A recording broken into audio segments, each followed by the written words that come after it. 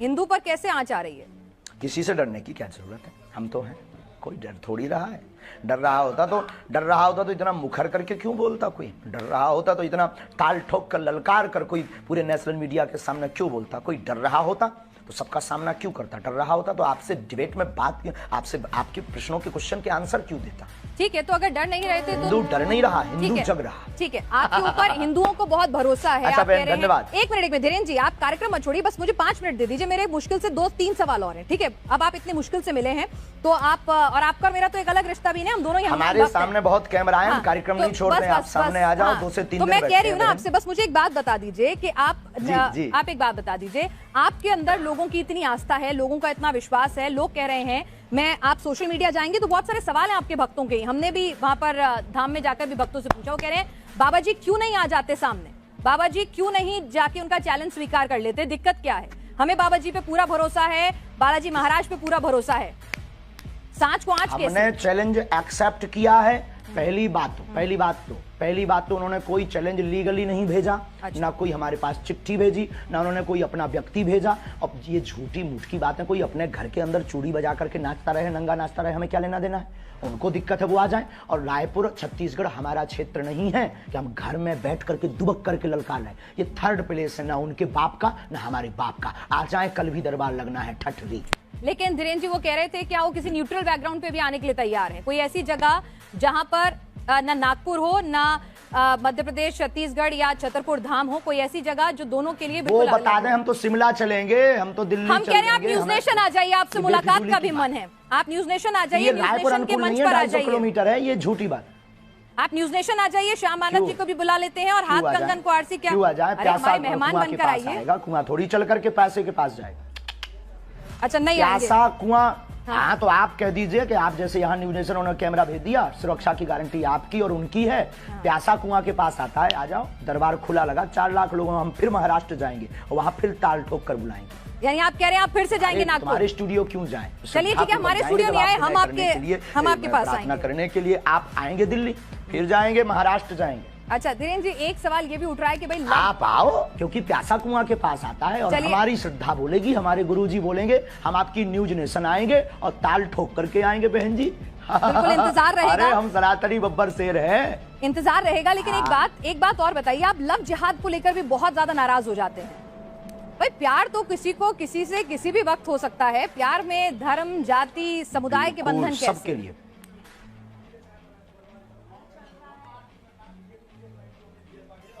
हाँ, लेकिन प्यार करना गलत नहीं है, लेकिन प्रायोजित ढंग से प्यार के चक्कर में फंसाकर हमारी बहन बेटियों के 36 टुकड़े करना क्या सही है? आप पक्षधर हो इसके? यानी आप हिंदू मुस्लिम की शादी के खिलाफ नहीं है, बस वो बताकर शादी करें, बताकर प्यार करें कि मैं मुसलमान हूं या मैं हिंदू हूं। आप हिंदू मुस्लिम की शादी के खिलाफ नहीं है? हाँ, हमें कोई दिक्कत नहीं है, हिंदुओं से भी मुसलमान की बहनें भी कर सकती हैं। आपने कहा था कि आपने जिस तरह से सवाल के जवाब में, आपका जवाब मैं सुन रही थी, आपका इंटरव्यू था कि अगर कोई हम पे बंदूक उठाए तो उस पे बंदूक तान दो।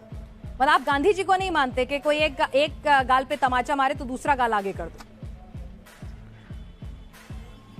महात्मा गांधी के हम पूर्ण समर्थन में हैं, उनकी अहिंसा वाली बातें हमारे रंग रंग में भरी हुई हैं, लेकिन आत्मरक्षा करना भी तो उन्होंने ही सिखाया। अब जब मर जाएंगे तो फिर कौन आत्मरक्षा करना सिखाएगा? जब हम ही नहीं रहेंगे, शरीर नहीं रहेगा, तो कहाँ का कानून, कहाँ का संविधान, कहाँ की विचारधारा सब शून्य हो जाएगी। तो आत्मरक्षा करना ही तो एक कानून है। आत्मरक्षा संविधान पढ़ा? जी बिल्कुल, लेकिन आप जिस तरह से बुलडोजर की बात करते हैं, लॉजिकल है माय डियर सिस्टर। नहीं, आत्मरक्षा इलॉजिकल नहीं है, लेकिन लोगों के घर पर बंदूक, बुलडोजर, वो भी आत्मरक्षा है। अच्छा एक बात और अंतिम हम बोल देंगे, हमारी प्यारी बहन, आपकी जय हो, आपके साथ एक नाता है कि आप भी हनुमान भक्त हो। अंतिम बोल देते हैं कि आज हमको जिन जिन को दिखाना था पूरे भारत को, हमने दिखा दिया कि भ्रम फैलाना बंद कीजिए। और हम फिर कहते हैं कल का दरबार लगना है, उनको खबर भेज दीजिएगा, नहीं तो आज के बाद इस प्रकार से कोई भी बात नहीं करेगा उस आदमी के बारे में, उसको हम भगोड़ा घोषित कर देंगे। ठीक है, आप ये बताइए आप शादी कब कर रहे हैं? आज सोशल मीडिया पे आप खूब ट्रेंड में छाए हुए हैं। सब पूछ रहे हैं धीरेन्द्र कृष्ण शास्त्री जी ने कि आपने लिए बहन आप हमारी बारात में आना, हम बहुत जल्दी विवाह करेंगे। लेकिन वायरल बहुत हो रहा है कि आपको लेकर, एक साध्वी जी को लेकर खूब वायरल होती रहती हैं खबरें, खूब बातें होती रहती हैं कि फाइनल हो चुकी हैं बातें। क्या है, क्या उस पर कुछ आप बोलना चाहेंगे? नहीं, ऐसा कुछ भी नहीं है, ऐसा कुछ भी नहीं है। ये मिथ्या और झूठ है, ये गलत मिथ्या और झूठ है। और जब भी करेंगे डंका बजा करके करेंगे। तो लड़की पसंद कर ली आपने? बहुत बहुत धन्यवाद। अब आप सामने आएगा, कुछ बातें सामने समझ में आई। कल दरबार लगना है, अगर हो सके तो आपको बहुत प्रश्नों के उत्तर कल दरबार में मिल जाएंगे। आ जाओ, आकर के बैठ करके देखो। और फ्लाइट का टिकट आज रात को ही करवा लो, कल पनीर हम खवाएंगे बहन। चलिए धीरेन्द्र जी, आप हमारे साथ, आपके पास वक्त की कमी है। कंगन को आरसी क्या? चलिए कंगन को आरसी क्या, ये बताइए। कंगन को आरसी क्या? एक और सवाल आया है। दूध का दूध और पानी का पानी हो जाए। आपका ये इंटरव्यू लाइव जा रहा है, इस इंटरव्यू में एक सवाल और आया है तो वो और पूछ लेती हूँ। एक माइंड रीडर है, वो कह रही है कि हम भी माइंड रीडिंग करके हजारों की भीड़ में से नंबर बता देते हैं, नोट पे क्या नंबर लिखा है, क्या सीरियल ऑर्डर है, ये सब बता देते हैं। तो आप उनसे अलग कैसे हो? हम नंबर नहीं बताते हैं, बहुत बड़ी कृपा है ये हमारे ऊपर। ना तो हम मोबाइल नंबर बताते हैं, हम ना नंबर बताते हैं, ना ये कोई घोषणा करते हैं, ना हम कोई जादूगर हैं, ना हम कोई इन सब चक्करों में पड़ते हैं। और कृपा में और रीडिंग में, अच्छा रीडिंग ये होती है जब व्यक्ति सामने हो। आज हमने दरबार आपने देखा नहीं है, क्या है आपका जो अनुभव है? नहीं देखा है, हमने देखा है, हमने पूरा देखा है। आप पर्ची पर लिखकर बता रहे थे, लोगों के नाम बता रहे थे। किसी पत्रकार को हमने पहले से ही पर्चा बनाकर रख दिया था। अब ये माइंड रीडिंग से बाहर विषय।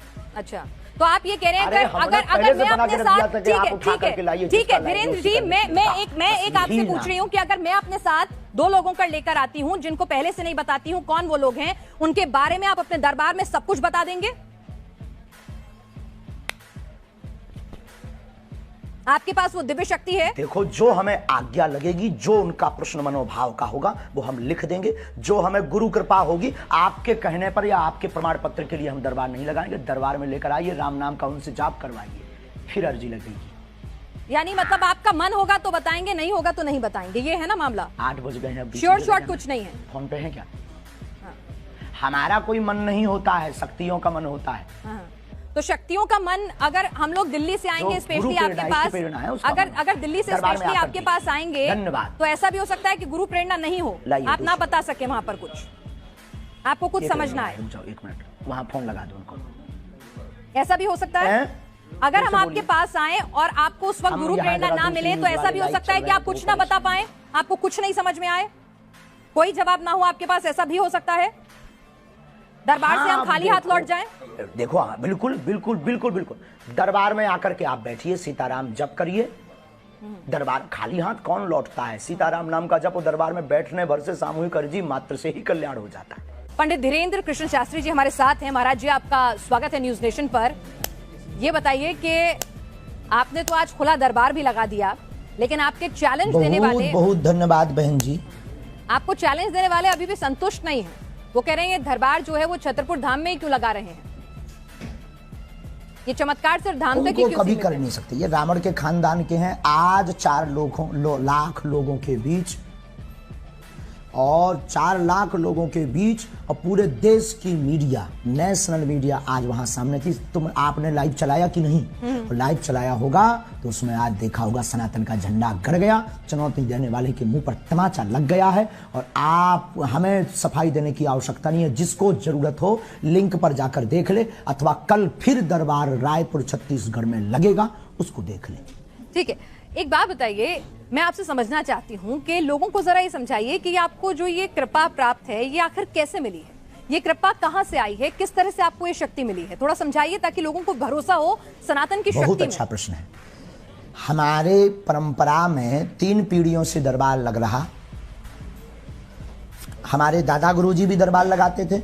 दादा गुरुजी के पूर्व में भी एक संत थे, वो भी उन पर भी कृपा थी। तीसरी पीढ़ी में हम हैं, और ये बचपन से ही हम बागेश्वर बालाजी के चरणों की सेवा में हैं। सनातन में मंत्रों की ताकत का प्रत्यक्ष प्रमाण बागेश्वर बालाजी का दिव्य दरबार है। भारत के इतिहास में पूरे नेशनल टीवी के सामने, चैनल के सामने आज तक किसी भी पादरी या मौलवी ने नहीं दिखाया होगा, लेकिन भारत के इतिहास में पहली बार आज रायपुर में बागेश्वर बालाजी ने झंडा गाड़ा है।